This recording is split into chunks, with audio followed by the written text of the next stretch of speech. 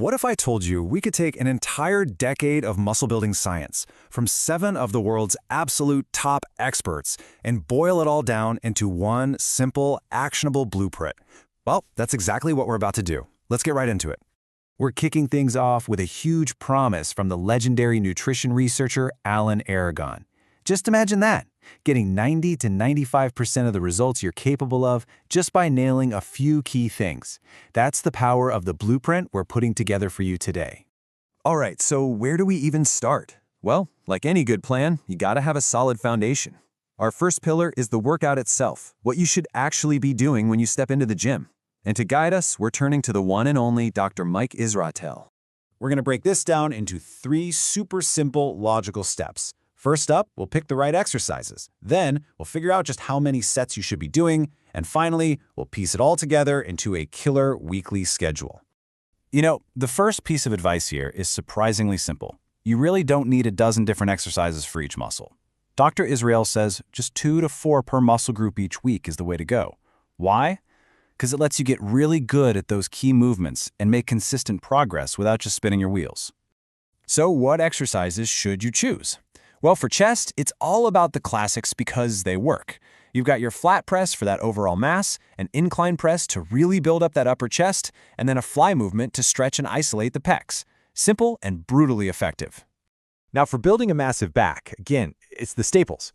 Pull-ups for width, rows for that thickness, and deadlifts for just raw overall density. But Dr. Israetel adds a little something special called flexion rows, where you let your back round just a bit at the bottom for a crazy stretch. He says this adds an extra juicy thickness. And for legs, he lays out the entire roadmap. You got squats and presses for your quads, stiff leg deadlifts and leg curls for the hamstrings, and he points out that seated curls are just amazing for the stretch you can get.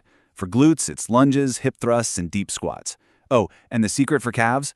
A nice, deep 2 to 4 second stretch at the bottom of every single rep. So you've probably heard this idea of muscle confusion, right? Forget about it. The science is crystal clear. If an exercise is working, you're getting stronger, and it feels good on your joints, there's absolutely no reason to switch it out. Consistency is the name of the game here, not constant change. Okay, so we've got our exercises. But the next big question is, how many sets should we actually be doing? This is what we call training volume, and it's a huge driver of muscle growth. To get to the bottom of this, we're bringing in one of the world's leading hypertrophy researchers, Dr. Brad Schoenfeld. After looking at a ton of research, the science points to a sweet spot. For most of us, that's somewhere between 10 and 20 hard sets per muscle group per week. Now, if you're just starting out, please stick to the lower end of that. Focus on getting your form perfect first. And here's a perfect example of how to put that all together. An upper/lower split, hitting the gym 4 days a week, it's a fantastic way to hit that volume target. See?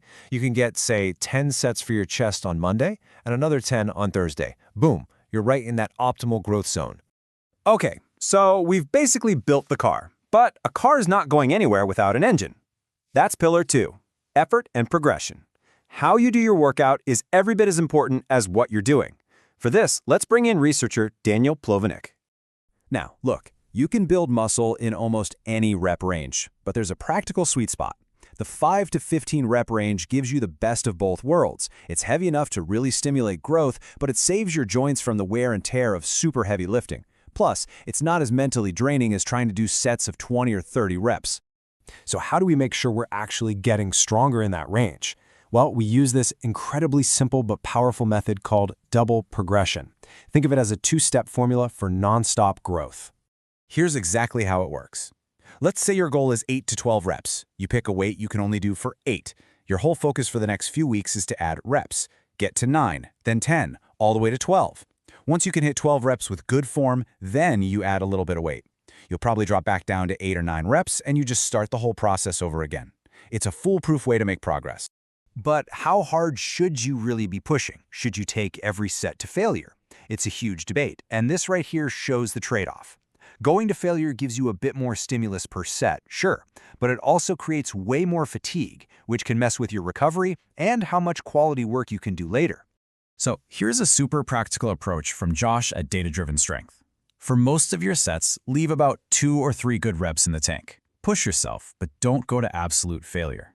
Then, on your very last set of a simple exercise, Think bicep curls, not heavy squats. Go for it. Take that one to failure. It really is the best of both worlds. You can have the best training plan on the planet, but without the right fuel in the tank, you're just spinning your wheels. And that brings us to our final and maybe most important pillar, nutrition. Here we're going to lean on the wisdom of Dr. Eric Helms and Alan Aragon. To build muscle, you have to be in a calorie surplus. You got to eat more than you burn. But how much more? Dr. Helms gives us a brilliant piece of advice here. The more advanced you get, the slower you should gain weight. A beginner can aim for gaining about 2% of their body weight a month, but an advanced lifter should aim for just 0.5% to make sure they're not just gaining a bunch of fat. Now, let's talk about the king of all muscle-building nutrients, protein. Alan Aragon uses this brilliant analogy of a cake. Getting enough total protein every single day, that's the cake. That's 95% of what really matters. All that stressing about when you eat it, that's just the icing. You got to nail the cake first. So what's the recipe for that cake? It's actually really simple. The research over and over again points to a target of 1.6 to 2.2 grams of protein per kilogram of your body weight, or about 0.7 to 1 gram per pound. If you can just hit that number every day, you're literally doing 90–95% of everything you possibly can with protein to grow. And check this out. This is a super interesting little food fact. One study had lifters eat 3 whole eggs right after their workout for 12 weeks straight. They found that on average, their testosterone levels went up by a whopping 239 nanograms per deciliter. To give you some context, for a lot of guys, that's like a 25 to 30% boost, just from eating eggs. How cool is that? All right, we have covered the entire blueprint. But for those of you who really want to squeeze out every last bit of progress, we've got a bonus growth hack for you. And this comes from some really cutting-edge research by Dr. Milo Wolf. The technique is called lengthened partials. It sounds complicated, but it's not. It just means you're only doing reps in the bottom, most stretched part of an exercise. So think about the bottom half of a bicep curl or a lateral raise. And here's the crazy part. Multiple studies have shown this technique can actually produce more muscle growth than using a full range of motion. Wild, right? So there you have it. The exercises, the volume, the right way to progress, and the fuel you need to make it all happen. You now have the complete, science-backed blueprint to build the body you want. The information isn't the problem anymore. The only question left is, what's your first step going to be?